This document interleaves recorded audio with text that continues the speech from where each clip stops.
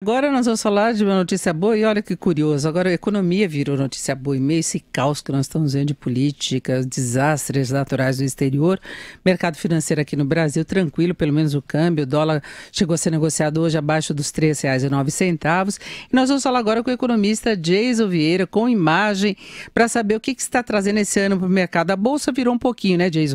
Ela estava em alta, agora registra a queda de 0,52, mas o comportamento do mercado nos últimos dias tem chamado muita atenção.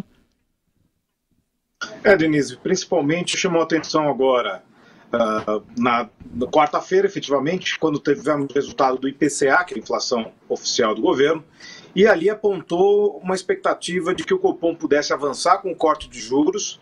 Isso animou bastante os investidores. Nós tivemos uma quarta-feira muito boa, obviamente veio o feriado, no meio do caminho algumas coisas acontecendo, o mercado acaba com a gente chamando, realizando um pouco de lucros, se ajustando mesmo porque tem um fim de semana logo em diante, então a tendência do mercado é ficar um pouco mais calmo.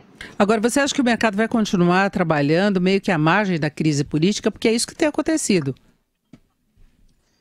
Na verdade, ele tem seguido um pouco os resultados dessa crise política, que incrivelmente têm sido positivos para as reformas. Sempre lembrando que o mercado financeiro busca as reformas, tem fé que as reformas têm um potencial muito bom, e a solução, digamos assim, da oposição através da figura dessa delação desastrosa, e depois agora do Palocci também, tem a expectativa de que o Congresso possa inclusive voltar a discutir a reforma da Previdência, que é um ponto importante que pode dar continuidade ao ciclo de corte de juros para o Copom, que neste momento é o que a gente pode dizer, um dos últimos estímulos que se tem para a economia é a taxa de juros, e aí o Banco Central tem uma grande importância nesse papel.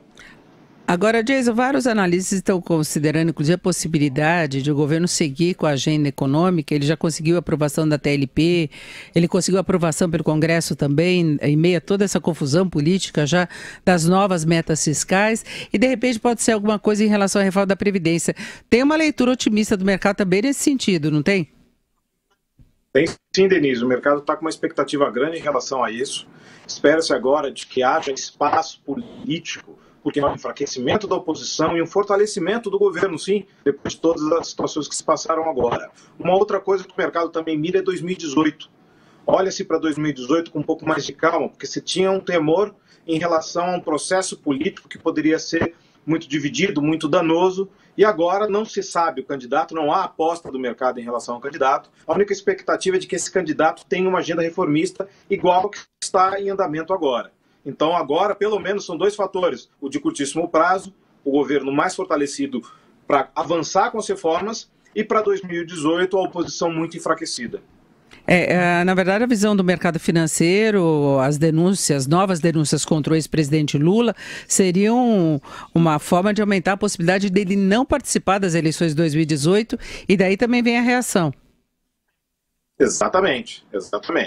E na ausência dele como um grande player, que apesar de tudo, o ex-presidente Lula é um grande player em termos eleitorais, ele tem uma base de 30% no mínimo de eleitorado contínuo.